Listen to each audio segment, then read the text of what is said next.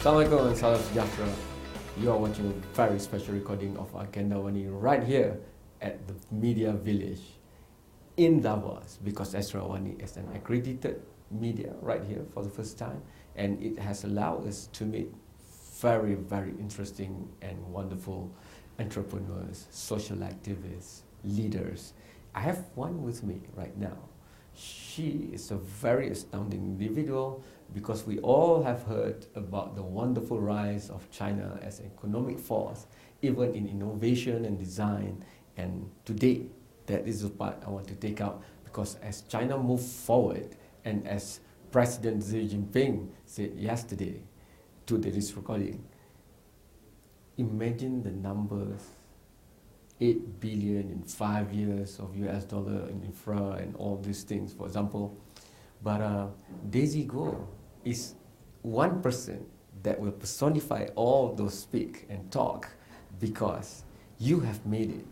You have taken the Chinese dream. No longer in the 21st century, more and more we talk about the American dream. It's now about the Chinese dream. And you have made it. You have successfully be with a group of people that have come up with a company named Design. And design.com, you can check it out, is for me an end-to-end online service-based provider for design. Creative design and every other design maybe. And the B2B, but even if you're a vendor working alone from your smart office, home office, you can still be with them, because they quantify you as business. So I'll let Daisy introduce herself and tell her story. This is not a Q&A. This is sharing the story of Daisy Go and Design. Okay, so I am a global shaper from Shanghai Hub, and also I'm a co-founder of Design.com. Obviously, I'm not old. I'm young, and I'm not that experienced in the career, but I started my career very young.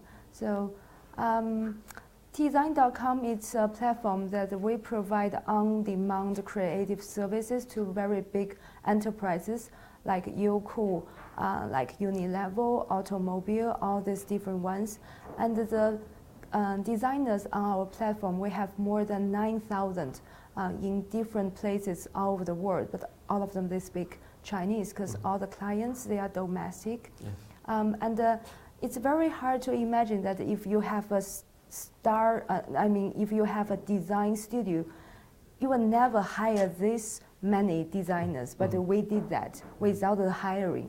And so we think that we provide a very efficient way for our clients to use our creative. How did you become a global shaper? The reason I'm asking, because World Economic Forum as an institution and with the foundations and whatnot under the establishment, they have at least 3 specific initiatives for the young. Global Shapers is one of it. There's also social enterprise and entrepreneurship under the Schwab Foundation. So how did you become a global shaper? Because it's not easy to be a global shaper for me, because all the global shapers I've met, they are very, very impressive. I think I'm lucky. I mean, they just conducted a survey about the youth just attitude in the world. Most of the shapers, they are optimistic and very kind of positive and really hopeful for the future. I think I am one of them. And also that they really care about the diversity of the backgrounds. So in that, I have the background in art, in creative. It's very different from the other ones. And also I run the startup as an entrepreneur, so I think that's why I got this kind of... How did it happen? They just call you one day and talk to you? Or? Oh no, they have a very strict application process, so I just apply for that and be interviewed by the other shapers. Then I became one. Okay, can you share with us the story of how you be involved in the tech and startup environment? Because many young people around the world would have this dream now. How was it for you? I think that is a very interesting one, because before I started this, I was just a student in Central Academy of Fine Arts. I was studying architecture, and I am not that confident in the future of building. So I think maybe I have to change my career path. I was very fortunately to be chosen to work with the China Pavilion of Venice Biennale in architecture. So that's got me the very good chances to go abroad to Europe, to US, to experience the atmosphere and the situation of the building and the construction. That got me very frustrated. And just after my graduation, because of the previous working experience with the culture ministry, we got the commission project of the design of window display for Chinese New Year in Empire State Building in New York. And at that time, my teacher, now he's the CEO of Design.com, he was teaching in UC Berkeley. So he said that, oh, Daisy, you are in New York. How about that? Have a visit to iLab in Harvard University, because he is he graduated from Harvard. And also he said that I am very close to Silicon Valley. How about you pay a visit? I think, okay, I never been there before, and that's interesting. So I went to Harvard iLab. It's a lab that associated with creativity and also business. That is very new for me. And also I went to Silicon Valley. I visited Facebook, Google, Pinterest. That is fantastic for me. I think it's so different from the world I lived before. Yes. And because normally I was working with architecture studios. Get a job and get a salary. Yeah. And the artists, it's very different. So I think that instead of to find a firm in China to work, how about that build a startup with my teacher? I'm very young. I have nothing to lose. So I have to catch this opportunity. So that's why we began this. And at the first, that he was in Silicon Valley, and I was in Beijing. But Ling Fan, our CEO, he's very passionate in tech. So we just curate a community, and we called it design, that tech plus design. So that's why we put this. And he's a big fan of tech. He always hoped that we can apply the technology into creative industry. And so we'll organize some events and share all the media materials to our community. So we have 300 volunteers all over the world to produce this kind of creative media to these followers. Okay, cool. I have to go for the first break, but once we are back, 2 questions that keep on maybe stopping potential next Daisy Go around the world to go into tech and to have their own company is: 1, where do I get the money to start all this? 2nd, I don't know how to code, or I'm not that good at coding. So who's going to do all this? How am I going to start? All that will take your history in overcoming that first seed early stage. How did you do it? We'll answer that after the short break.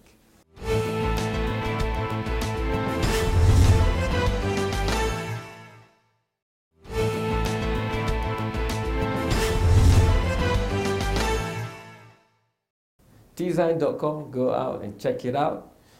Daisy Go, co-founder, she nearly became, like many of the rest of us, work with a firm and move your way up and then start to think about your own maybe business. But she just met a good teacher, worked together across thousands of kilometers and miles. Beijing and Silicon Valley, and Design.com was coined. But the first stage, the pre-seed stage, is very tough for a lot of people, at least mentally, if not physically. They keep on thinking, how do I get the money? And who will code? Even if I can code, am I good enough? I think that you have to believe in what you are doing. So you will get the motivation to learn all the knowledge about startups. So why we got the funding is that I am optimistic and quite brave. So I went to lots of innovation competitions. And once when Ling Fan get back to China, we go for one startup innovation competition, and we got the first prize. So that's why lots of angel fundings, they just following us. Then we began to learn all the knowledge about venture capital, because before that we don't know what the reputation of this one or that one. Then they gave us the chance to choose which ones we'd love to collaborate with.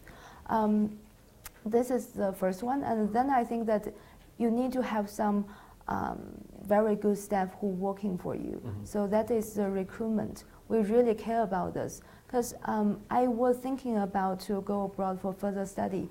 The only thing I'd love to stay is because of Fan Ling's vision in startup, in the future of creative industry. So I think if we want to maintain this vision, we have to work with the best. We have to attract all of those talents to work for us. So I just use almost 90% of my time and energy to do the recruitment. Yeah. Meaning, if you're passionate about what you do, and you're very confident of the idea in bringing something new, innovative to the world, you just do it. The money you can find, the people you can seek and find, get the best. So who codes for you guys? The best coder in Shanghai, in Shenzhen, in China? You mean the investors? Yeah, the coder, the back room. The programmers. Programmers that I invited two very important ones to join us. One is our co-founder, Steve.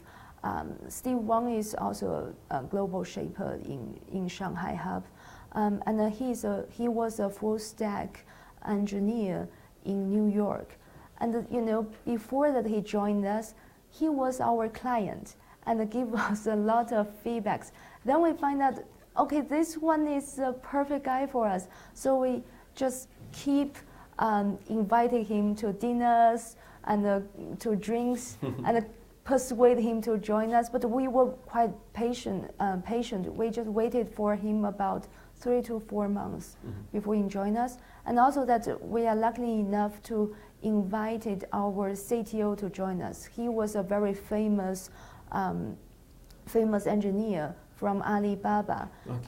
And also that... you took your CTO away from Alibaba? Yeah, oh my God. I talk with him all the time to make sure that he feels that very safe to work with us. And that, that we lack of the background of technology. Yes. So I have to ensure him that we will respect engineers, and we really just think about the technology will just revolutionize the industry. This is the best thing about startup and tech companies from my point of view, because it's not just business. Yeah. It's also trust, warmth.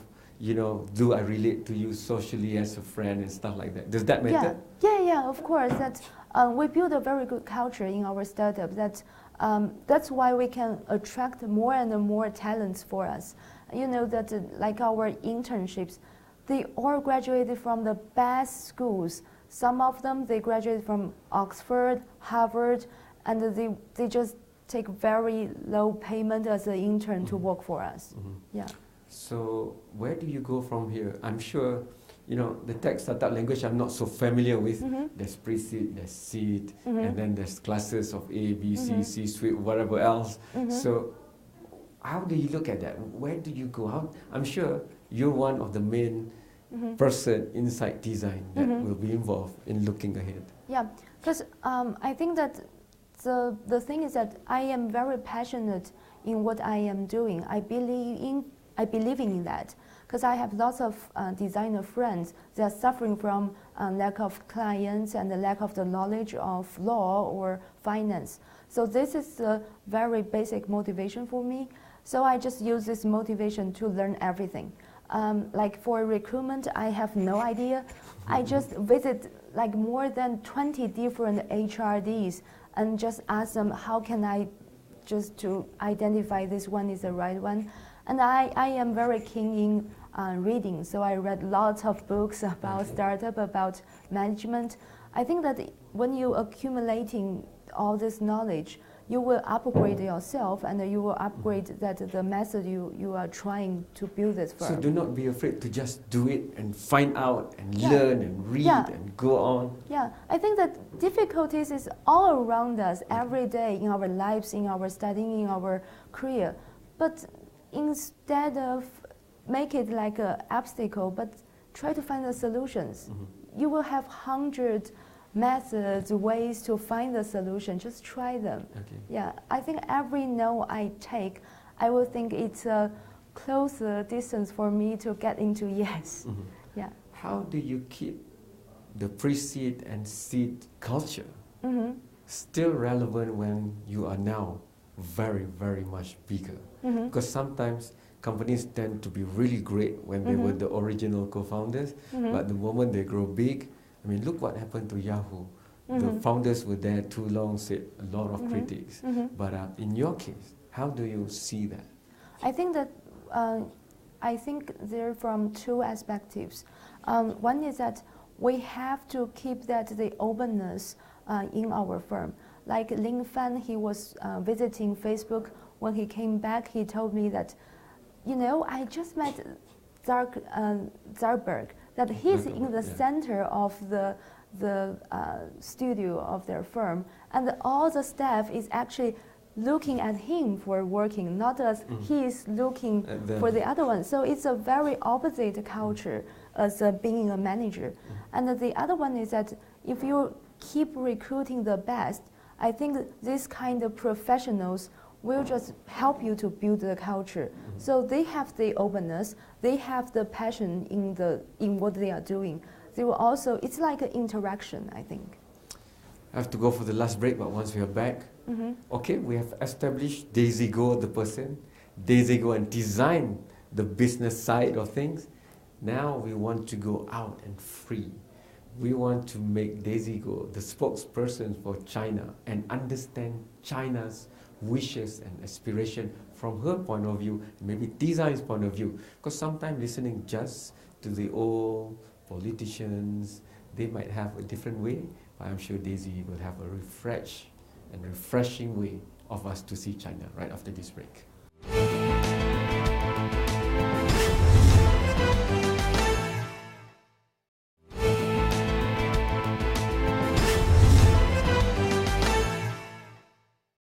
Daisy Go, the very enterprising young global shaper from China. How do you look at China? What are its aspirations in your eyes? You know that as a global shaper here, as a representative of the innovation here in Davos, it made me very proud of my president here addressing the speech yesterday here to talking about that the Chinese leading role in economy and also the globalization of the economy. What make me feel happy is that he talking about innovation and he talking about that China will do a lot to build the infrastructure to support us. And before he saying that, they already do a lot of things. They already done a lot of things. We received the funding or supporting from the government. And also he said that he will continue to build this and to make sure we have the space to grow and also to make some kind of looser policies for us to collaborate with the foreign countries and even to encourage us to step out of China.